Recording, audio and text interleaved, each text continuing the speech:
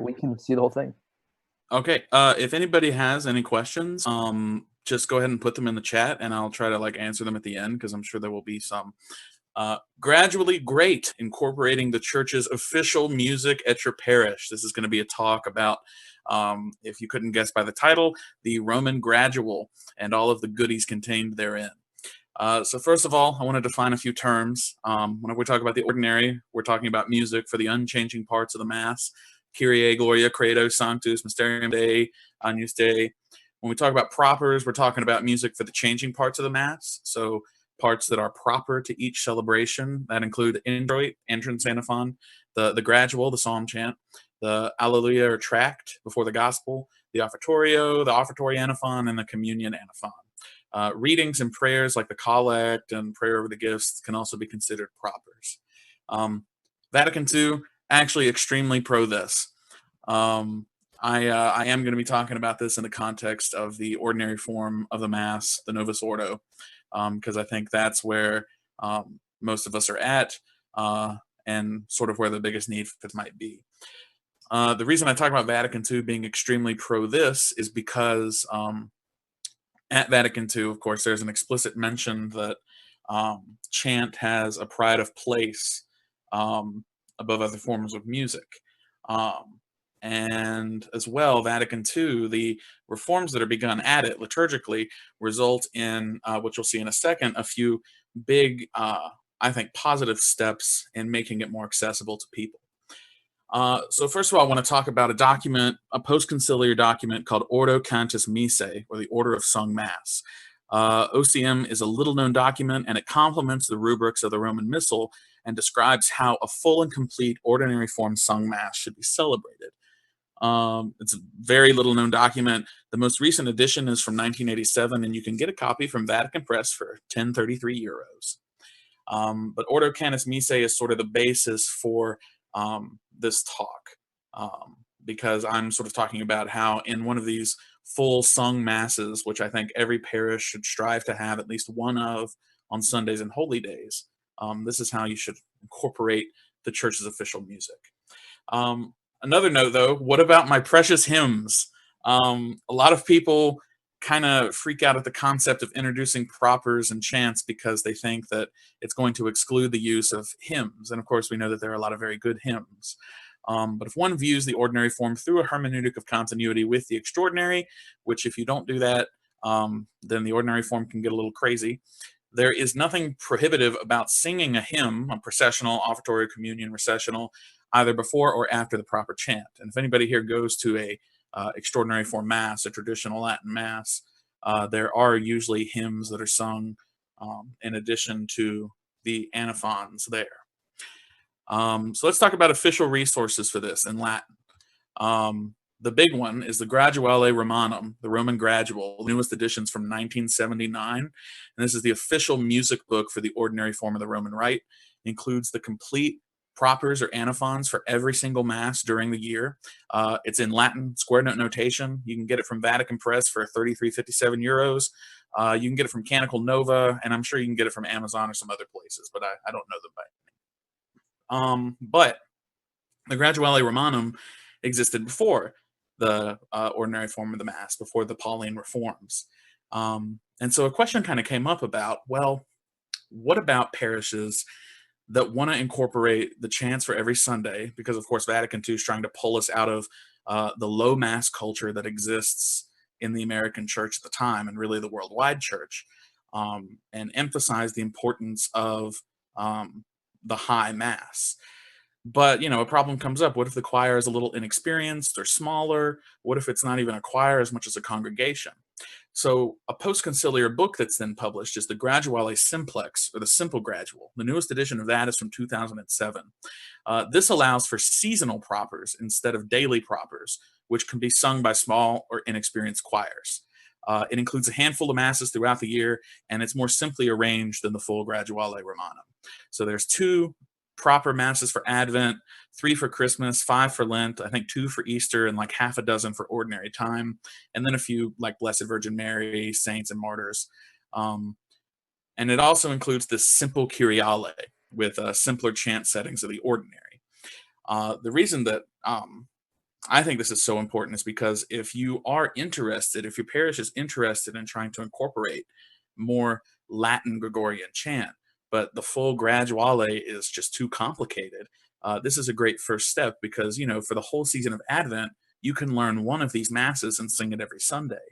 A little more complicated for Lent because there's one for every Sunday, but they're very simple. And then again, for ordinary time, you can learn a couple of these masses and you just sing them every Sunday or every few Sundays. You can get it from Vatican Press for €29 or from Canonical Nova. There's also the Kyriale Romanum, the newest edition's from 1997, and it includes the complete ordinary for every season and Mass of the church year. Uh, Most people might not know, each season or theme of the church year actually has a special Mass setting specifically for it. So there's a whole Mass setting just for Lent, just for Advent, just for Easter, just for Masses of the Blessed Virgin Mary, etc. You can get it from Vatican Press for $9.48. And I should also mention that the ones that I've just talked about, you can also get them online for free generally. Next, though, if your parish is maybe a little hesitant to incorporate Latin, um, maybe they're interested in incorporating the propers, but going the full Latin route is just not something that is feasible at the moment or that the parish is interested in. There are English versions of these books, or they're not direct translations from the International Commission on English and the Liturgy, but they are translated by other publishers or organizations, and they have imprimaturs and approvals from the church. The one we use at my parish, and one of the most popular, I think it's used at a few seminaries, is the Lumen Christi Simple Gradual. It's from Illuminare Publications, and it's like $12.95. The translations come from the Graduale Romanum, and it includes English propers for Sundays and holy days, and 18 different Mass settings in English and in Latin.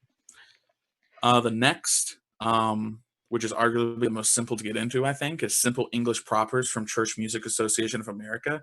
They're all free online, or you can get the book for $20. The source is the Graduale, and it includes English propers for every Sunday and holy day, major feast days, and ritual masses like confirmation, funerals, Holy Week. Also, it's available free online, and there are free practice videos on YouTube for all the masses. So down there, you'll see the entrance antiphon for Corpus Christi. Very simple. If you learn it on YouTube, one person, one cantor can bust that out, and it's very beautiful. The next one is the Lament Propers from Corpus Christi Watershed, $20 again. This one has very simple Gregorian psalm tones, so it's probably easier than the last two. And then after that, this is actually the first one we've talked about that is an English translation of the Graduale Simplex. So it's seasonal plain song arrangements for use at all Masses during the year. So there's a cut down there from one of the Masses of the Blessed Virgin Mary. I think that's the introit. And you'll see, it's relatively simple to sing. The reason that I'm sort of passionate about this and that I wanted to talk about this is because this is the church's official music. These are, in the case of the Graduale Romanum, the full book, these are tunes and songs that have been passed down for thousands of years to us. And it's music that Catholics have been singing, Roman Catholics have been singing for generations. And in the last, 50 years, we've really lost a sense of that musical connectedness. This music meant so much to our ancestors because it complements the readings at Mass and the themes that are present at Mass. We just celebrated Laetare Sunday, and the reason it's called Laetare Sunday is because the introit, the entrance antiphon, is Laetare Jerusalem, rejoice Jerusalem. We get so many of these names and traditions from these pieces of music that we sing. I want to bring up really quickly Pope Francis talking about Gregorian chant, because Pope Francis is also very pro-Gregorian chant. He says here, together you can devote yourselves better to song as an integral part of the liturgy, with Gregorian chant inspiring you as the first model. Take care together for artistic and liturgical preparation and promote the presence of the Schola Cantorum in every parish community. Just imagine if with these resources, we were able to legitimately do that. If every parish had, at least at one of their Sunday Masses, a Schola Cantorum to sing these beautiful songs of the church that the church has handed down to us. Francis also says sacred music also reveals another duty, that of joining Christian history together. In the liturgy resound Gregorian chant, polyphony, congregational song, and music of the present day. It is as though all generations, past and present, were there to praise God, each with its own sensibility. What is more, sacred music and music in general builds bridges, brings people closer, even those far away. It knows no barriers of nationality, ethnicity, skin color, but draws in everyone in a higher language and always succeeds in bringing into harmony people and groups, even of very different origins. I think this sort of encapsulates why this music is so important and why it's worth preserving and continuing.